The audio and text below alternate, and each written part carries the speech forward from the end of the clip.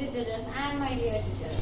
Today, I, Umaida Sava, with my friend Rupanjali Sahu, is going to present my beautiful project on waste management and alternative to plastic.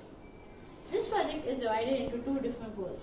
One side shows what happens when people ignore nature, and the other side shows how beautiful our future can look if we try to care for it. This side, let me first take you to the back side. This side, at first glance, you can see tall concrete buildings with no greenery, and there's a huge dump yard in between where people throw all their kinds of waste without separating it. Right beside the dump yard flows a river, and unfortunately, a factory nearby releases its all untreated wastewater directly into the river. As a result, the people suffer, the aquatic animals suffer, and the surrounding area becomes unhealthy. People living here do not have a proper civic sense. They throw all their kinds of waste without even separating the wet and dry. And the vehicles over here run on petrol or diesel, which releases a harmful smoke into the atmosphere. This slide shows what happens when people only think about their convenience and forget their responsibilities towards nature. Now let's move on to the good side. Here the ground is covered with green grass and there's a proper dustbin for every house for waste segregation. The electricity over here is generated using solar panels and windmills, which are non-pollutionate and reusable source of energy.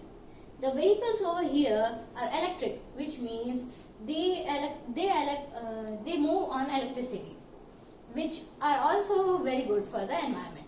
And the factory on this side is connected to a sewage treatment plant, which treats its untreated wastewater without releasing it directly into the river, which keeps the river clean, helps the environment, and protects all the plants. This side represents what happens when science, technology, and responsible citizens work together to keep our planet clean.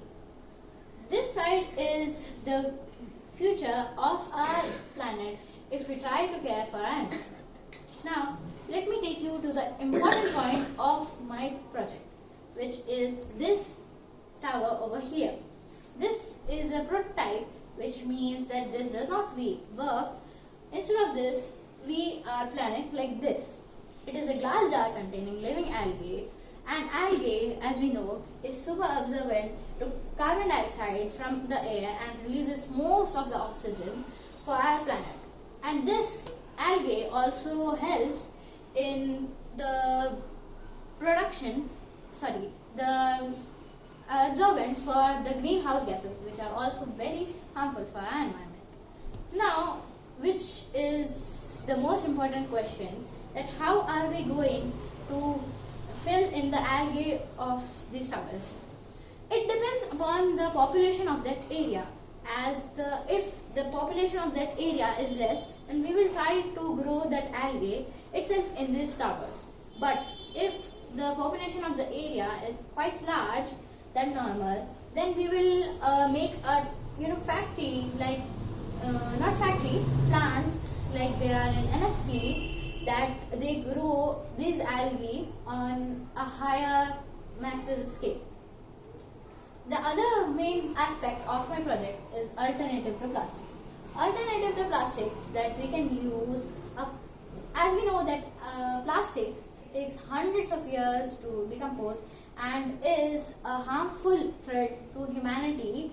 We can use algae or seaweed bags, which we tried to make, and we can use paper bags for shopping, cloth bags which can be used again and again, and which are made from the leftovers of our uniforms or clothes. At last, I would like to say that we do not inherit the world from our ancestors. We borrow it from our children, which means that we have to keep our planet clean, green, and plastic free. Thank you and have a wonderful day ahead.